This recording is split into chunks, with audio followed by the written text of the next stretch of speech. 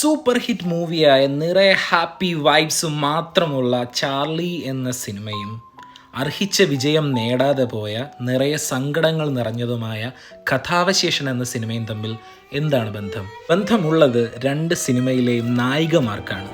കഥാവശേഷനിലെ രേണുകയും ചാർലിയിലെ ടെസ്സയും. ഈ രണ്ട് നായികമാർക്കും നായകന്മാരോട് പ്രണയം തോന്നുന്നത് മറ്റുള്ളവർ പറഞ്ഞ് കേട്ട കഥകൾ കൊണ്ട് മാത്രമാണ്. ഇവർക്ക് രണ്ടുപേർക്കും ഈ നായകന്മാരെ പരിചയമില്ല.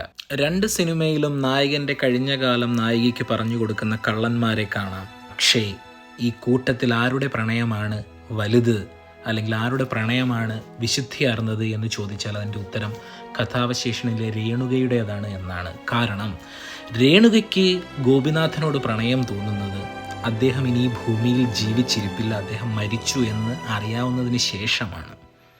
തീർത്തും അപരിചിതനായ ഒരു വ്യക്തി